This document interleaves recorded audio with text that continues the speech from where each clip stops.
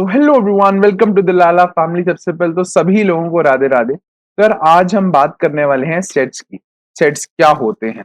And जब अब तक हम टपल्स के बारे में बात कर चुके हैं, तो ये भी ऐसे ही वीडियोस चलेंगी। पहले मैं सेट्स के बेसिक्स के बारे में बताऊंगा, फिर हम और डीप डाइव करेंगे उसका मोर एडवांस स्टफ के अंदर।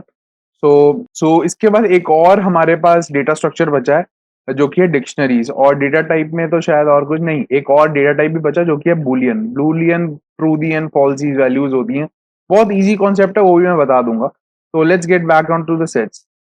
तो sets are used to store multiple items in a single variable. ये तो तुम्हें डेटा स्ट्रक्चर्स की बिल्कुल डेफिनेशन है कि हमें बहुत सारा डेटा एक डेटा स्ट्रक्चर में स्टोर करना है। ये तो हम हर बारी बात करते हैं।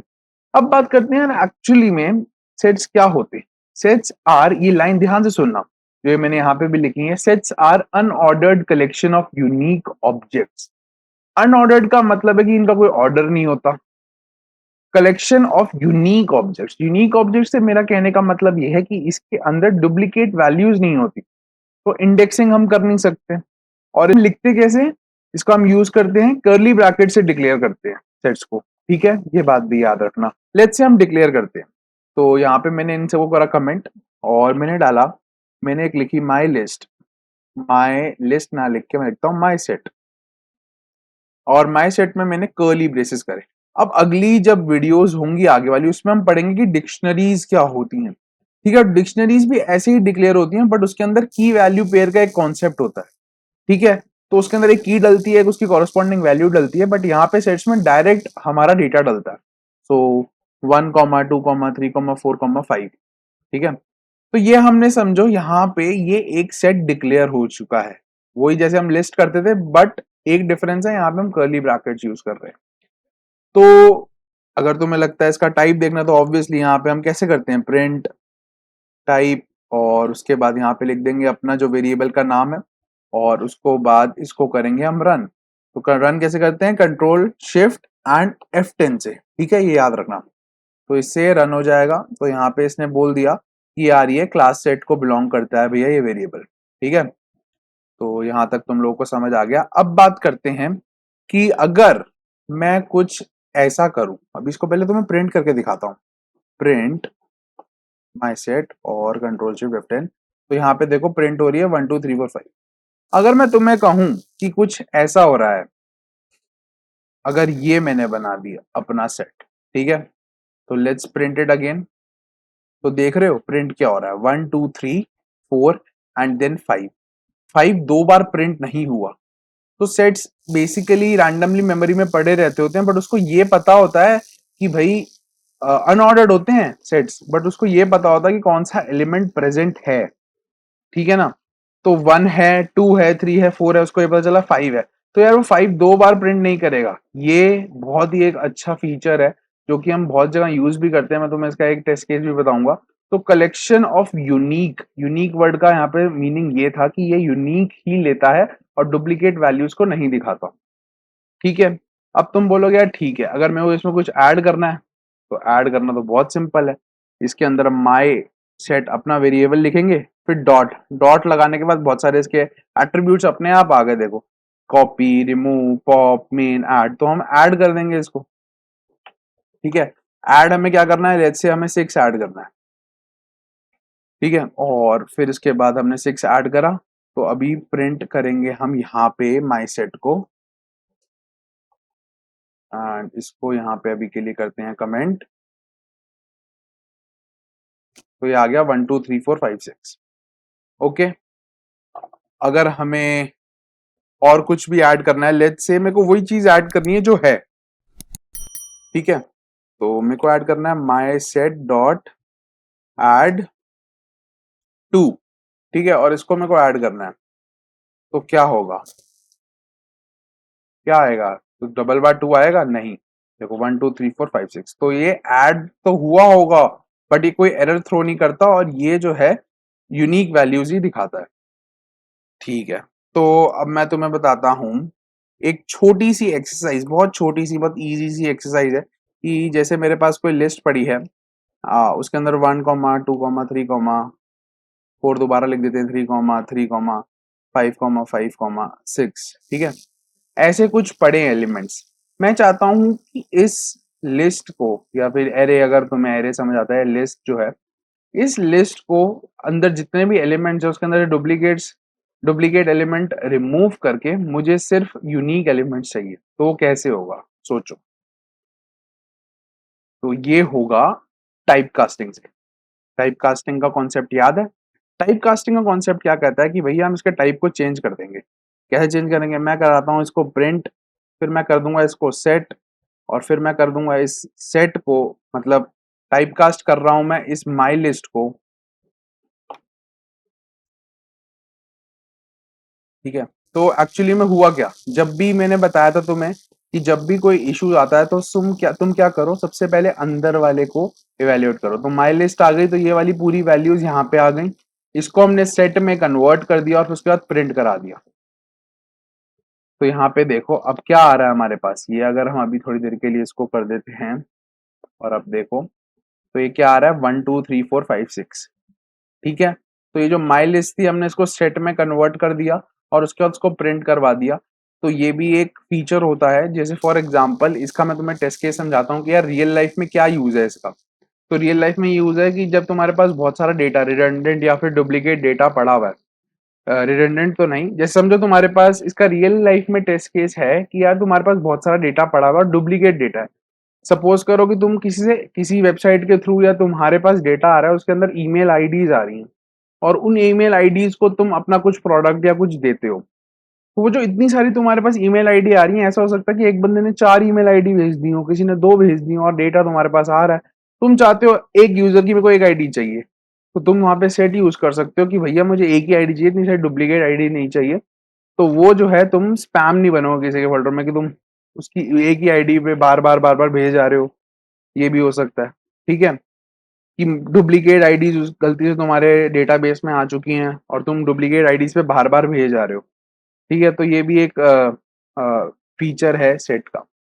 तो अब बात करते हैं कि चलो यहाँ तक तो तुम्हें समझ आ गया कि भाई अगर मेरे को कोई एलिमेंट फेच करना है, लेट्स सपोज, इसको करते हैं कमेंट, हमारी जो थी शुरुआत की लिस्ट, इसको हम माई सेट करते हैं और यहाँ इसको उठाते हैं। ठीक है, यहाँ से उठाते हैं और यहाँ पे डालते हैं। ठीक है, तो अब हमारे पास ये वाला सेट है। तुम चाहते हो कि इसकी सेकंड वैल्यू को तुम इंडेक्स कर, मतलब फेच कर लो, इसकी सेकंड वैल्यू को तुम फेच करना चाहते हो, ये वाली वैल्यू को।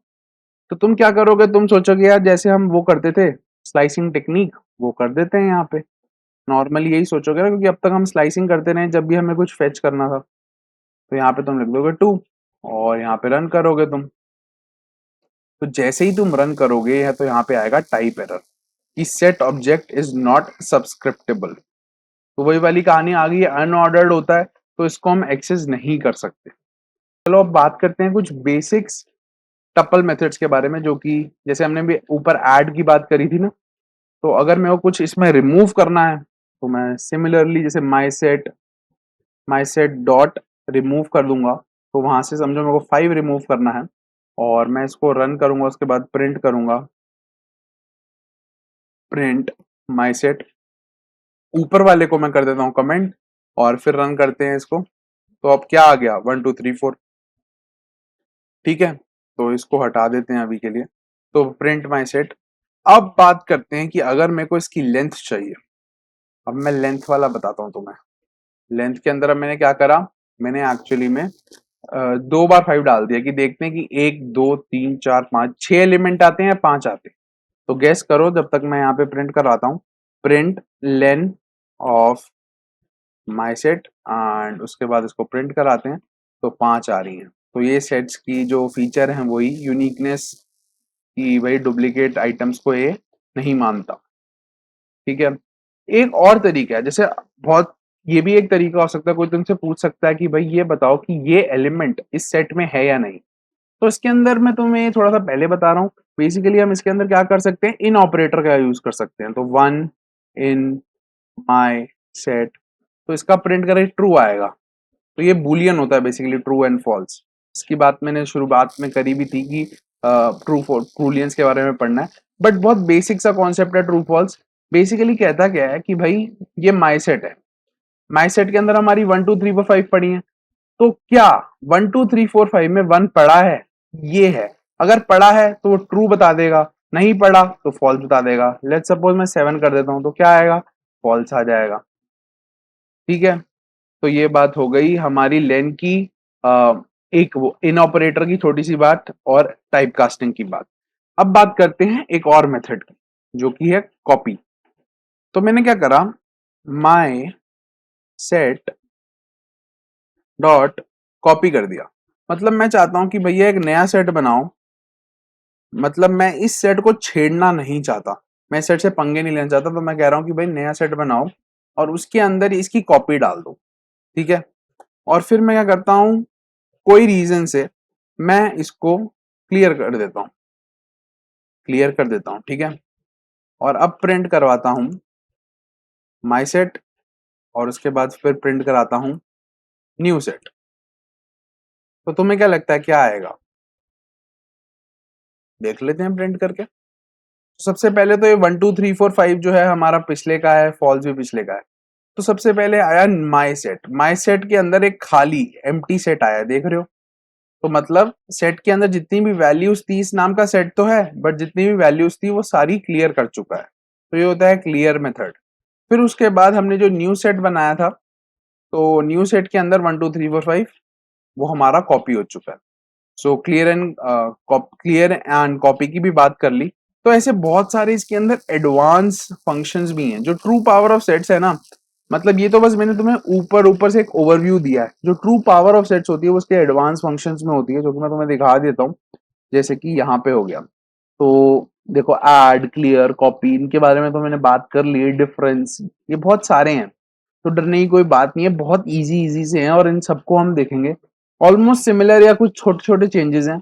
जैसे अगर तुमने 9 10 के अंदर सेट्स चैप्टर पढ़ा होगा ना कभी भी, तुम्हें बहुत इजी समझ आ जाएंगे डिफरेंस क्या कर रहा है। इंटरसेक्शन तो बहुत ही पढ़ा है हमने, इंटरसेक्शन, यूनियन, फिर इंटरसेक्शन, अपडेट, इज डिसजॉइंट, जो कि बहुत इंपॉर्टेंट होगा, मैं बता दूंगा। सिमेट्रिक डिफरेंस, यूनियन, अपडेट, तो टेंशन लेने की बात नहीं है, वो अगली वीडियो में बात कर लेंगे। क्योंकि जो ट्रू पावर होती है सेट्स की वही होती है कि तुम्हें सेट से पूछना है कि लेट्स सपोज तुम्हारे पास दो सेट्स हैं।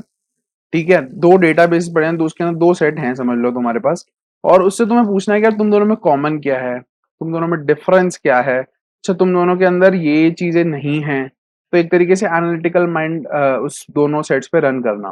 ठीक है, तो यहाँ पे इस लेक्चर को खत्म करते हैं।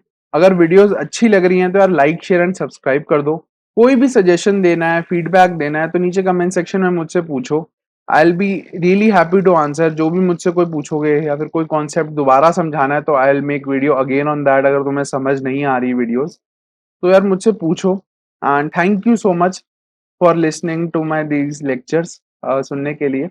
और हाँ, राधे राधे, बाय बाय।